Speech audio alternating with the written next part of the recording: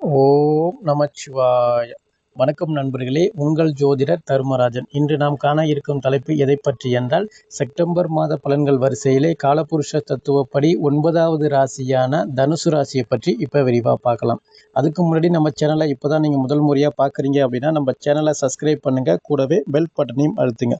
அப்போ தான் நான் போடுற ஒவ்வொரு வீடியோவும் உங்களுக்கு உடனுக்குடனாக வரும். வாங்க வீடியோக்குள்ளே போகலாம்.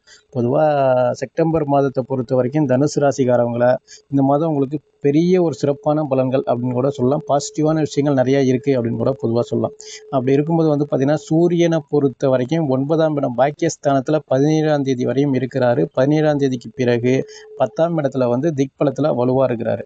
சுக்கிரனை பொறுத்த வரைக்கும் 10ஆம் இடத்துல வந்து நிஷ்பலத்தில் நீசம் அடைகிறாப்புல குருவுடைய பார்வையில் 18ஆம் தேதிக்கு பிறகு லாபஸ்தானத்தில் ஆட்சி வீட்டுக்கு வராரு சுக்கிரன். புதனை பொறுத்த வரைக்கும் பாக்கியஸ்தானத்தில் சூரியன் கூட சேர்ந்து புதனாதித்ய யோகத்தை உருவாக்கிட்டு இருக்கிறாரு 23ஆம் தேதி வரையும். 23ஆம் தேதிக்கு பிறகு வந்து பார்த்திங்கன்னா 10ஆம் இடத்துல உச்சம் அடைகிறாரு. ஆட்சி வீட்டில் உச்சம் அடைகிறாரு. அப்பயும் சூரியன் கூட தான் சேர்ந்துருக்கிறாரு. இந்த மாதத்தை பொறுத்த வரைக்கும் புதனாதித்ய யோகம் அப்படிங்கிறது உங்களுக்கு அதிகமாகவே இருக்குது. பிரச்சனைகள் இல்லை. ராசிக்கு 3ஆம் இடத்துல ஆட்சி வீட்டில் வலுவாக இருக்கிறாரு. வக்ரம் அடைஞ்சு இருக்கிறாரு சனீஸ்வரர். 4ஆம் பாவகத்தில் ராகு பகவானும் 10ஆம் பாவகத்தில் வந்து பார்த்திங்கன்னா கேது பகவானும் இருக்கிறாப்புல. 6ஆம் இடத்துல வந்து குரு பகவானும் 7ஆம் இடத்துல செவ்வாயும் இருக்கிறாரு. இதுதான் இந்த மாதத்திற்கான கிரக நிலை அமைப்புகள். அப்படி இருக்கும்பொழுது இந்த தனுசு ராசிக்காரங்களை பொறுத்த வரைக்கும் ஒரு வெற்றி வாய்ப்புகள் உங்களுக்கு அதிகமாகவே இருக்குது. இந்த மாதத்தில் ரொம்ப நாள் பிரச்சனை ஒரு முடிவுக்கு வரும். ரொம்ப நாள் நீங்கள் வெயிட் பண்ணிட்டு இருந்திருப்பீங்க ஒரு நல்ல செய்திக்காக. இந்த மாதத்தில் வந்து பார்த்திங்கன்னா அந்த வெற்றி செய்தி வந்து சேரும். உங்களுக்கு வந்து ரொம்ப நாள் பிரச்சனை, ரொம்ப நீண்ட நாள் பிரச்சனை, அது முடிஞ்ச வரைக்கும் பணப்பிரச்சனையாக இருக்கணும்.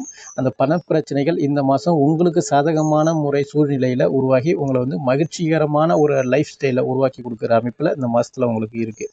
அதே போல் பூர்வீக சொத்து, பூர்வீக இடம், பூர்வீக சம்பந்தமான ஒரு சில பிரச்சனைகள் வில்லங்கள் இருந்துச்சு அப்படின்னா இந்த மாதத்தில் வந்து உங்களுக்கு சாதகமான சூழ்நிலையில் அமையும் வெற்றி வாய்ப்புகள் உங்களுக்கு உருவாக்கி கொடுக்கும். 6ஆம் அதிபதி சுக்கிரனை பொறுத்த வரைக்கும் 10ஆம் இடத்துல நீசம் அடைஞ்சு நிஷ்பலத்தில் இருக்கிறதால வந்து பார்த்திங்கன்னா கடன் சுமை அப்படிங்கிறது உங்களுக்கு குறையும். கடன் பெருசாக அதிகமாக இருக்கிறதுக்கு வாய்ப்புகள் இல்லை. கடனால் ஓடி ஒழிய தேவையில்ல.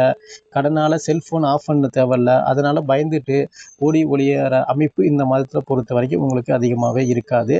மேலே வேணால் கடன் வாங்கக்கூடிய சூழ்நிலை உருவாக்குமே தவிர கடனால் பிரச்சனைகள் அப்படிங்கிற மாதிரி அமைப்புகள் இந்த மாதத்தில் இல்லை. உங்களுக்கு வேலை செய்கிற இடத்துல பொறுத்த வரைக்கும் மேல் அதிகாரிகளாக இருக்கட்டும், உங்களுக்கு கீழே வேலை பார்க்கக்கூடியவங்க நபர்களாக இருக்கட்டும், ஒரு சில பிரச்சனைகள் வரதான் செய்யும். புதிய புதிய எதிரிகள் வந்து முளைச்சிட்டு தான் இருப்பாங்க. அதை நீங்கள் ஃபேஸ் பண்ணி தான் வந்து ஆகணும்.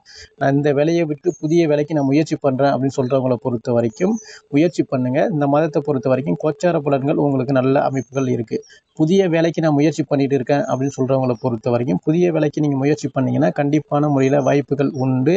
அரசு பணிக்கு நான் முயற்சி பண்ணிட்டு இருக்கேன் அப்படின்னு சொல்கிறவங்கள பொறுத்த வரைக்கும் உங்களுடைய சுய ஜாதகத்தில் திசை புத்தி வலுவாக இருந்துச்சுன்னா கொஞ்சம் கூடுதல் கவனத்தோடு முயற்சி பண்ணிங்கன்னா இந்த மாதத்தில் சூரியனை பொறுத்த வரைக்கும் இறுதி பகுதியில் அதாவது திக்பலத்தில் இருக்கிறாப்புல 10ஆம் வீட்டில் புதனாதித்ய யோகத்தில் இருக்கிறதால அரசு பணி சார்ந்த விஷயங்கள் உங்களுக்கு கிடைக்கும்.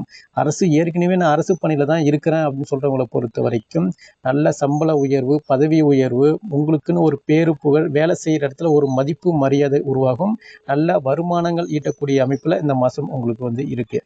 கணவன் மனைவியை பொறுத்த வரைக்கும் 7ஆம் இடத்துல வந்து செவ்வாய் இருக்கிறதால ஒரு சில அதாவது உங்களுக்கு சாதகமான திசை புத்தி நடக்கலை. அதாவது சனி திசையோ ராகு திசையோ கேதுவுடைய திசையோ நடக்குது அப்படின்னா இந்த காலகட்டத்தில் இந்த செப்டம்பர் மாதத்தை பொறுத்த வரைக்கும் கணவன் மனைவிக்குள்ள ஒரு சில சண்டை சச்சரவு, பிரிவு நிலை, கருத்து வேறுபாடு வரதான் செய்யும்.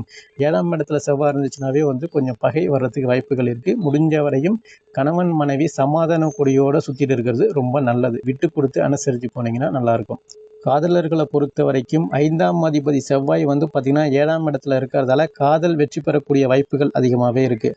காதல் செய்கிறவங்களை பொறுத்த வரைக்கும் இந்த மாதம் நீங்கள் வீட்டில் சொன்னீங்க அப்படின்னா கண்டிப்பான முறையில் காதல் திருமணம் வெற்றி பெறும். காதல் திருமணம் நடக்கிறதுக்கு வாய்ப்புகள் அதிகமாக இருக்குது. சுக்கிரனை பொறுத்த வரைக்கும் நீச நிலையில் இருந்தாலும் குருவுடைய பார்வைகளை இருக்கிறதால ஒரு சில மிஸ் அண்டர்ஸ்டாண்டிங் வரதான் செய்யும். பெரிய ஒரு பிரிவு நிலை அப்படிங்கிறது வராது. அதனால் காதல் செய்கிறவங்களை பொறுத்த வரைக்கும் வீட்டில் இந்த மாதத்தில் சொல்லுங்கள். திருமணம் கண்டிப்பான முறையில் கை கொடுக்கும். புதியதாக நான் காதலுக்கு நான் ப்ரொப்போஸ் பண்ண போகிறேன் அப்படின்னு சொல்கிறவங்கள பொறுத்த வரைக்கும் இந்த மாதத்தில் உங்களுக்கு வெற்றி வாய்ப்புகள் அதிகமாக இருக்குது. காதல் ஒன்று சேரக்கூடிய அமைப்புகளும் உங்களுக்கு அதிகமாகவே இருக்குது. 4ஆம் இடத்துல ராகு பகவான் இருக்கிறதால உடல் சார்ந்த பிரச்சனைகள் இருக்க தான் செய்யும். மருத்துவ விரய செலவுகள் நடக்க தான் செய்யும். பார்த்து கவனமாக இருங்க. சுக்கிரனை பொறுத்த வரைக்கும் 18ஆம் தேதி தேதிக்கு பிறகு லாபஸ்தானத்தில் ஆட்சி வீட்டில் வலுவாக இருக்கிறதால 2வது திருமணத்துக்கு நான் முயற்சி பண்ணிட்டு இருக்கேன் அப்படின்னு ஒரு சில பேர் சொன்னீங்க அப்படின்னா முயற்சி பண்ணுங்க. கண்டிப்பான முறையில் இது 2வது திருமணம் சார்ந்த விஷயத்தில் பேச்சுவார்த்தை உறுதியாகும். திருமணம் சார்ந்த விஷயத்தில் வெற்றி வாய்ப்புகள் உருவாகும். அதே போல் ஆடம்பர செலவுகள் வாங்கக்கூடிய சூழ்நிலை உங்களுக்கு அதிகமாகவே இருக்குது. அதாவது வண்டி வாகனங்கள் வாங்குறதோ இல்லை வீடு கட்டக்கூடிய சூழ்நிலையோ இல்லை நகைகள் வாங்கக்கூடிய சூழ்நிலையோ இது போல் ஆடம்பர செலவுகள் சுப நிகழ்ச்சிகள் நடக்கிறதுக்கு நிறைய வாய்ப்புகள் இருக்குது. முயற்சி பண்ணுங்க. நண்பர்கள் விஷயத்தில் பொறுத்த வரைக்கும் பார்த்து கவனமாக இருங்க. நீங்கள் யாருக்கு இந்த மாதத்தில் நீங்கள் உதவி செய்கிறீங்களோ அவங்க தான் கடைசியில் உங்களை காலாவாரி விட்டுட்டு போயிடுவாங்க. நண்பர்கள் விஷயமா இருக்கட்டும், உறவினர்கள் விஷயமா இருக்கட்டும், பார்த்து கவனமாக இருங்க. புதிய நண்பர்கள் விஷயத்திலையும் கவனமாக இருங்க. நீண்ட நாள் பழைய நண்பர்கள் மீண்டும் ஒன்று சேரக்கூடிய சூழ்நிலை உருவாகும். பார்த்து கவனமாக இருங்க. ரொம்ப நல்லது. அதாவது விவசாய பணிகளை செய்யக்கூடிய நபர்களை பொறுத்த வரைக்கும் இந்த மாதம் உங்களுக்கு அறுவடை சார்ந்த விஷயங்கள் நடைபெறுவதால் நல்ல வருமானம் உங்களுக்கு இருக்கும். நல்ல லாபங்கள் உங்களுக்கு இருக்கும். விவசாயத்தில் நல்ல லாபம், அதிர்ஷ்டம் இது போல அமைப்புகள் உங்களுக்கு நல்லா இருக்குது. பிரச்சனைகள் இல்லை. இந்த தனுசு ராசிக்காரங்களை பொறுத்த வரைக்கும் இந்த செப்டம்பர் மாதத்தில் நிறைய நற்பலன்கள் நிறையா இருக்குது அப்படின்னு தான் பொதுவாக சொல்லலாம். முடிஞ்ச வரைக்கும் அதை கரெக்டாக பயன்படுத்திட்டீங்க அப்படின்னா இந்த மாதம் உங்களுக்கு சிறப்பான பலன்களாகவே உங்களுக்கு அதிகமாகவே இருக்குது. இந்த மாதத்தை பொறுத்த வரைக்கும் நீங்கள் வழிபட வேண்டிய தெய்வங்கள் என்ன அப்படின்னு கேட்டிங்கன்னா, வியாழன்கிழமை அன்று தட்சிணாமூர்த்தி வழிபாடு பண்ணுங்க. அதே போல் குரு பகவான் வழிபாடும் பண்ணுங்க.